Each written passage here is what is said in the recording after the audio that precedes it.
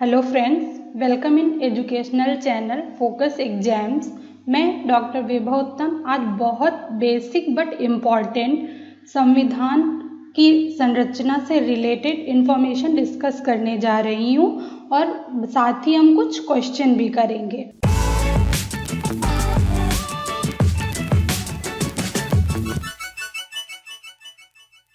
तो आज सीधे बात करते हैं कि संविधान का स्ट्रक्चर कैसा है। हमारा जो भारतीय संविधान है ये विश्व का सबसे बड़ा लिखित संविधान है। तो ये जो संविधान नाम की एक किताब है या बुक है, इसमें अलग अलग भाग, अनुच्छेद और अनुसूचियां हैं। ओके, मैंने देखा है बहुत लोगों को ये तो पता होता है कि कितने पार्ट्स हैं, कितने आर्टिकल्स हैं, बट उन्हें ये नहीं पता होता है पार्ट मतलब भाग का आर्टिकल से क्या संबंध है, या फिर अनुसूचियां अनुच्छेद और भाग से कैसे जुड़ी हुई हैं, या फिर प्रस्तावना का क्या काम है। तो आज हम इस पर ही बात करेंगे। हमारा संविधान एक बुक की तरह लिखा हुआ है। तो आप ऐसे देख सकते हैं कि जो बुक का फ्रंट पेज है या कवर पेज है वो कुछ ऐसा दिखता है। तो इसकी एक प्रॉपर बुक या किताब है जिसका शीर्षक है भारत का संविधान। तो हमें ये ध्यान देना है कि जो हमारे संविधान की बुक है उसका शीर्षक है भारत का संविधान, ना कि भारतीय संविधान। ओके, मतलब अपनी ये जो संविधान बुक है उस बुक का नाम है भारत का संविधान। तो इस बुक के 4 मेन हिस्से हैं: उद्देशिका, संविधान, अनुसूचियां और अपेंडिसेस। तो हम इन्हीं 4 हिस्सों को संक्षेप में समझ लेते हैं और संशोधन को हमारे इस बुक में कहाँ रखा गया है या कहाँ जोड़ा जाता है उसको भी अभी हम लास्ट में इसको भी समझेंगे। उद्देशिका जो कि संविधान बुक का पहला हिस्सा है, जिसे हम प्रस्तावना भी कहते हैं। ये संविधान की नींव है। जैसे मकान बनाने में नींव बहुत इम्पोर्टेंट होती है, नींव में ही पूरा मकान खड़ा होता है। अगर नींव कमजोर होगी तो हमारा मकान ज़्यादा दिन नहीं चलेगा। उसी तरीके से हमारी प्रस्तावना भी है। ये संविधान में सबसे पहले लिखी हुई है। मतलब जैसे बुक होती है ना, उसमें संविधान बुक की प्रस्तावना पहले लिखी होती है, ऐसे ये भी लिखी हुई है। जितनी भी अच्छी बुक होती हैं या स्टैंडर्ड बुक होती हैं उन सभी में स्टार्टिंग में बुक की प्रस्तावना दी होती है, जिससे हमें ये पता चलता है कि इस बुक का उद्देश्य क्या है, इस बुक में क्या क्या चीज़ें होंगी। तो संविधान या प्रस्तावना बहुत इम्पॉर्टेंट हिस्सा है हमारे संविधान का।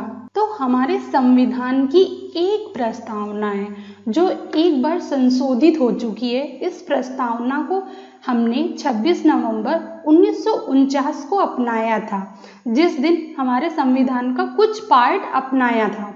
तो हमारी प्रस्तावना शुरू होती है हम भारत के लोग से और ख़त्म होती है अपने तिथि के साथ, मतलब अपनाने वाली तिथि के साथ। ये जो प्रस्तावना की भाषा है वो ऑस्ट्रेलिया के संविधान से प्रभावित है। अपनी इस उद्देशिका में हम संविधान का सार कह सकते हैं। ओके, तो सर्वोच्च न्यायालय ने भी ये कहा है कि संविधान को समझने में हम प्रस्तावना का प्रयोग करेंगे, मतलब हेल्प लेंगे जहाँ कन्फ्यूजन होगा। ओके, बिकॉज उद्देशिका का प्रयोग संविधान निर्माताओं के मस्तिष्क में झांकने या उनके उद्देश्य को जानने में प्रयोग की जाती है। हमेशा से एक क्वेश्चन उठता रहा है कि प्रस्तावना संविधान का भाग है या नहीं। जब रियल सिचुएशन आती है, मतलब कोई रियल का मामला आता है, तब इसका यूज किया जा सकता है या नहीं। तो पहले ये मत था कि ये संविधान का भाग नहीं है, इसके बिना भी संविधान का काम चल सकता है। बट अभी प्रेजेंट में केशवानंद भारती बनाम केरल मामले के बाद प्रस्तावना संविधान का अभिन्न अंग बताया गया है सुप्रीम कोर्ट के तहत। ओके, सुप्रीम कोर्ट ने कहा है कि हमारी प्रस्तावना संविधान का अभिन्न अंग है। अब ये संविधान का भाग है, इसलिए इसमें अब संशोधन भी संभव है और ये एक बार संशोधित हो चुकी है। तो प्रस्तावना की डिटेल में बात हम मेरे नए लेक्चर प्रस्तावना में करेंगे। अब हम संविधान संरचना में आगे बढ़ते हैं। जो दूसरा बड़ा हिस्सा या पार्ट आता है वो खुद संविधान है, मतलब इस बुक का मेन कंटेंट, मेन सब्जेक्ट। अगर एग्जाम्पल से समझें तो मकान खुद, तो सभी फील्ड से रिलेटेड प्रावधान बने हुए हैं। तो जो संविधान को भागों में मीन्स पार्ट में डिवाइड किया गया है, भागों में बांटा गया है, और भागों के अंदर जो प्रावधान व रूल लिखे हुए हैं वो अनुच्छेद के रूप में लिखे हुए हैं।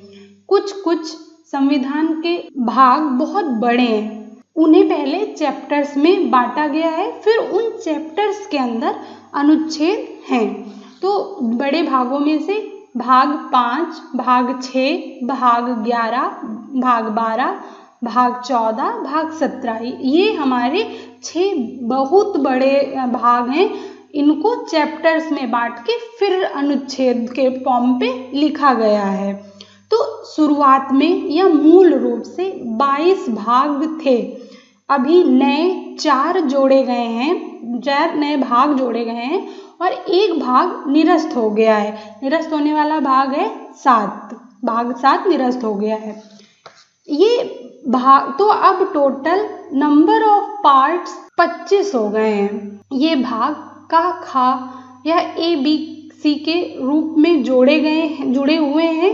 और जैसे भाग 4 का, 9 का खा, भाग 14 का, तो इस रूप में ये जोड़े गए हैं। तो भाग 1 से शुरू होकर 22 तक ही हैं, बट अगर हम टोटल काउंटिंग करें तो ये 25 हो जाते हैं। ठीक है, तो भाग के अंदर प्रावधान भी का, खा, गा, घा या आर्टिकल ए बी सी के रूप में जोड़े गए हैं।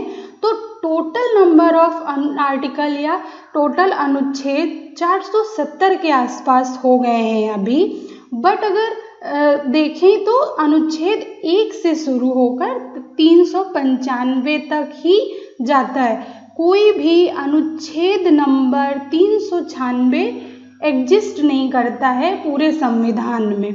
जो अनुच्छेद ये बढ़ते घटते रहते हैं, हमेशा मैंने कहा ना कि जैसे कि 470 अनुच्छेद हो गए, तो जो कुछ बढ़े घटे अनुच्छेद हैं वो अनुच्छेद 1 से अनुच्छेद 395 के बीच में ही रहते हैं और उनको का, खा, घा या ए बी सी के रूप में जोड़ा जाता है। और ये हमेशा संवैधानिक संशोधन के तहत जुड़ते या घटते हैं। तो भाग और अनुच्छेद बहुत इम्पॉर्टेंट टॉपिक है, इसकी बात हम इसके डिटेल्ड लेक्चर में करेंगे जो मैं बनाऊंगी भाग और अनुच्छेद से रिलेटेड। तो अब मैं थोड़ा सा भागों के बारे में बता देती हूँ। जैसे भाग 1 में हमारे 4 अनुच्छेद रखे गए हैं, अनुच्छेद 1, 2, 3, 4। इसमें हमारा जो संघ की सीमा क्षेत्र है उसके बारे में बात की गई है। फिर दूसरे भाग में हमारी नागरिकता की बात की गई है, मतलब हमारा नागरिक कौन हो सकता है या हम नागरिकता कैसे पा सकते हैं। फिर तीसरे भाग में हमारे मौलिक अधिकारों की बात की गई है। फिर चौथे भाग में हमारे नीति निर्देशक तथ्यों के बारे में बात की गई है। और इसके बाद हमारा मूल कर्तव्य नाम से कोई भी भाग नहीं था, तो मूल कर्तव्य को हमने संशोधन के तहत 4 का के रूप में जोड़ा है, जो कि अनुच्छेद, मतलब हमारे मूल कर्तव्य जितने भी हैं वो एक ही अनुच्छेद 51 का में सारे के सारे रख दिए गए हैं। ऐसे ही कुछ और नए अनुच्छेद भाग और अनुच्छेद जुड़े हैं, उनमें से हैं नगर पालिका, पंचायत, ये सब हमारे नए भाग हैं। और ऐसे ही हम सब देखें तो अब तक हमारे 22 ही भाग हैं, उनमें काखा के रूप में कुछ अनुच्छेद बीच बीच में जोड़े गए हैं। भाग जैसे कि भाग 10 में अनुसूचित और जनजाति क्षेत्र के बारे में बताया गया है, और भाग 15 में निर्वाचन के बारे में, भाग 17 में राज्य भाषा के बारे में। तो ऐसे ही सारी चीज़ें हमारी इन भागों के अंतर्गत और अनुच्छेदों के फॉर्म पे लिखी हुई हैं। जो तीसरा हिस्सा है संविधान बुक का वो है अनुसूचियाँ। ये संविधान का हिस्सा है, ये एक्सटेंशन काउंटर्स हैं। तो संविधान की बहुत सारी डिटेल वाली चीज़ें इन अनुसूचियों में है। अगर हम इन अनुसूचियों को संविधान से निकाल दें तो हमें संविधान समझ नहीं आएगा। जैसे केंद्र और राज्य के बीच में शक्तियों का बंटवारा, इसकी पूरी डिटेल अनुसूची 7 में दी गई है। तो अनुसूचियाँ संविधान को समझने के लिए बनाई गई हैं या रखी गई हैं। तो मूल रूप से मतलब जब हमारा संविधान बना तब केवल 8 अनुसूचियाँ थीं। अब तक संवैधानिक संशोधनों के उपरांत 12 अनुसूचियाँ हो गई हैं। जो नई अनुसूचियाँ हैं वो अनुसूची 9, 10, 11, 12 हैं। तो यहाँ से क्वेश्चन आते हैं और कंफ्यूजिंग भी नहीं होते हैं, बस हमको चीज़ें याद रखनी है। तो जैसा कि मैंने आपको भाग और अनुच्छेद के केस में बताया था कि वहाँ पर हमारे प्रावधान लिखे हुए हैं, तो अनुसूचियों के अंदर उन प्रावधानों को समझाया गया है, उनके बारे में पूरी डिटेल फॉर्म लिखी गई है।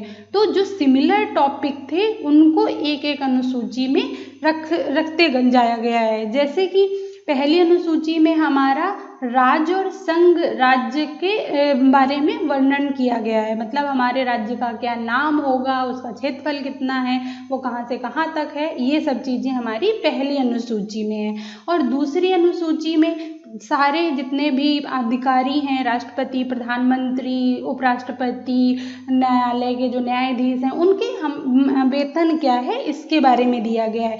तो जैसा कि मैंने आपको पहले ही बताया कि अनुच्छेदों में जो राष्ट्रपति के अनुच्छेद हैं वो एक जगह से स्टार्ट होते हैं और कम से कम 20-25 अनुच्छेदों में राष्ट्रपति के बारे में विवरण है।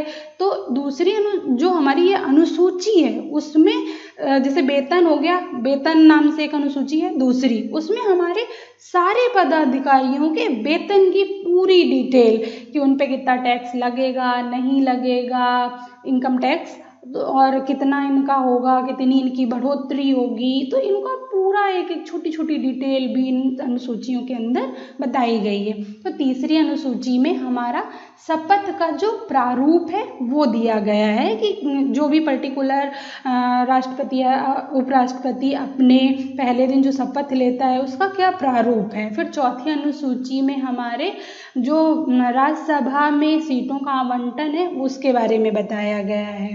तो हमारी 5वीं अनुसूची में SC ST से रिलेटेड जो प्रावधान है उनके लिए, उनके विकास के लिए वो सारे दिए हुए हैं।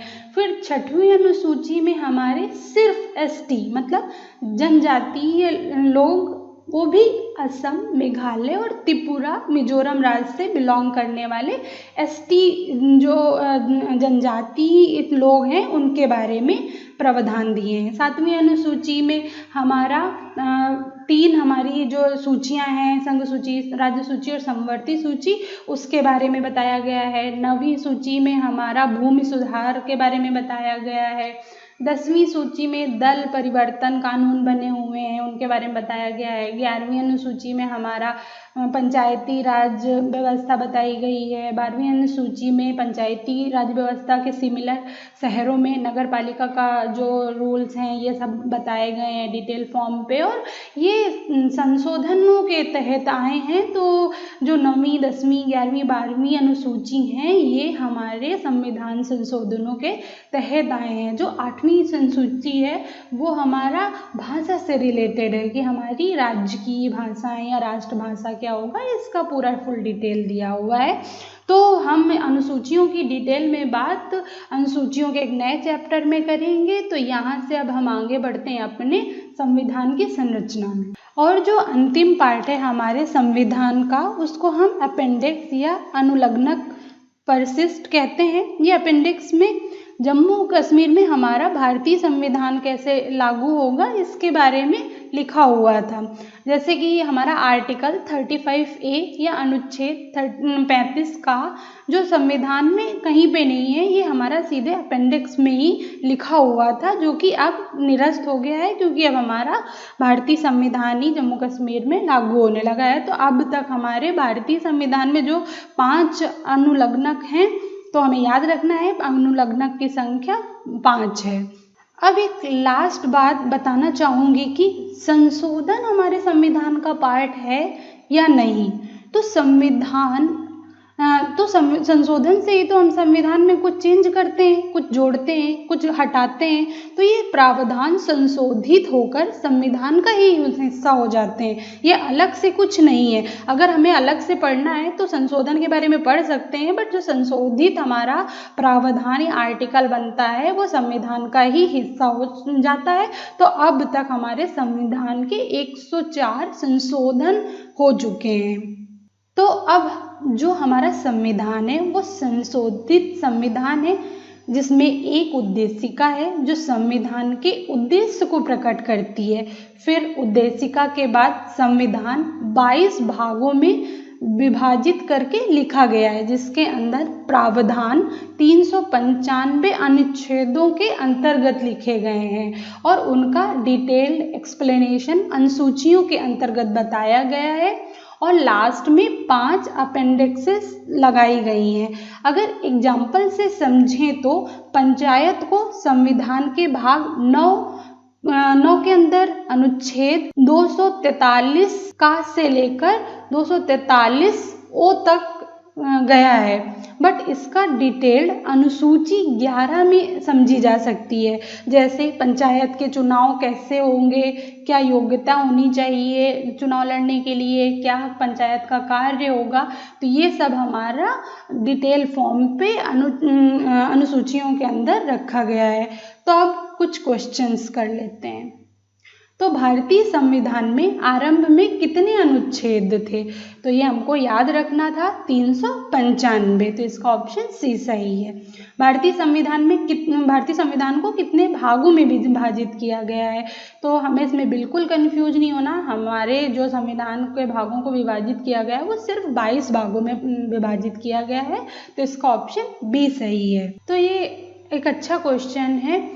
तो इसमें 3 कथन दिए हैं और उन कथनों पर विचार करना है। तो पहला सेंटेंस है, भारत के संविधान में 20 भाग हैं। जैसा कि हम जानते हैं 22 भाग तो हमारे शुरुआत में ही थे, मतलब मूल संविधान में, तो ये वाला सेंटेंस गलत है।